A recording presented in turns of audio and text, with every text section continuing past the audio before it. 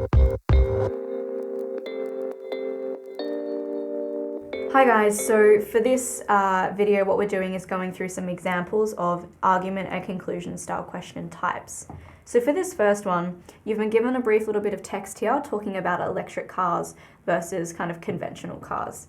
So what we'll do is just quickly go through some of the key points, the statements, the arguments that have been made in the passage, and then we'll go through the answers. So what we're told are that electric cars have been proven to be more environmentally friendly compared to traditional cars, despite their financial deficit. So kind of the key points here are that electric cars are more environmentally friendly, but more expensive. Okay, so then we go on to say there has been a recent demand for big corporations to become environmentally friendly due to climate change. Should cars operating on the internal combustion engine be outlawed in favour of electric vehicles? So we're kind of asked a question here at the end. So some of the things that you're just thinking about as you read through the answers are that we've been told that electric cars are more environmentally friendly, but more expensive. There's been a push for corporations to become more environmentally friendly as a consequence of climate change.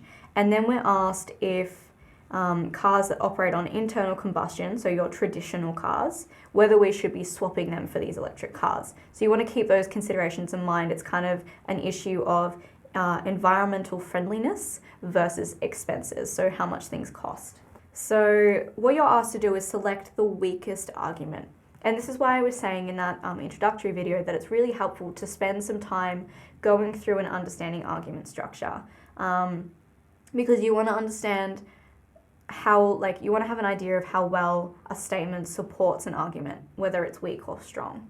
And some of your fallacy research that you might have done for your verbal reasoning could be really helpful in a question like this.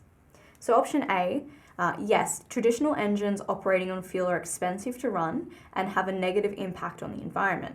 If everybody was forced to drive electric cars, then there would be a greater disposable income to spend in other sectors, and the environment would have some reprieve. So straight away, I'm going to rule this. What I'm identifying here is that it says traditional engines operating on fuel are expensive to run. So something to just keep in mind, because we have established that environmentally friendly cars are actually more expensive.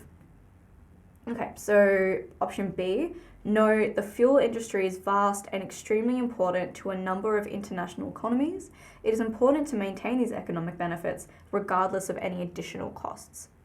So what I'm noting in this statement here are these qualifiers, these kind of really definitive terms. So it's vast, extremely important, and it's talking about international economies and maintaining economies, which in my mind goes a little bit beyond the scope of the STEM that you've been given, which is just about the cost of two different types of cars. So then C, yes, electric cars are futuristic and internal combustion engine vehicles are outdated.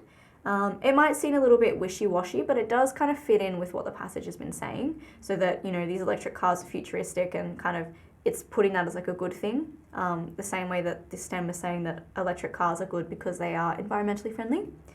And it's saying internal combustion engine vehicles are outdated, which again agrees with this idea that they're bad for the environment. We kind of need to be thinking about better options. And D, no, electric cars are too expensive for everybody to afford. Okay, which does again kind of agree with some of the statements that have been made in the passage about how traditional cars are a lot cheaper than these electric cars. So although some of these statements, they do agree or they disagree with the conclusion, what you're really asked about is the strength of the comments that are being made. And so what you need to be thinking about are how well it relates to the information given in the passage. And what we see is that option B has the least relationship or least relevance to what has been said in the passage. Okay, so it's not even really talking about cars. It's talking about the fuel industry, which is related but not specifically to just cars. It relates to other, kind of parts of the economy as well. And then it's going on and on about these international economies and economic benefits. Okay, so although those themes are mentioned in the passage, it's got the weakest link. It's not the closest to what's being said in the passage. Okay, so D is a statement that is made in the passage, so it is quite a strong statement. This option C, as we said, it is a little bit wishy-washy, but there are close links to what was said in the passage.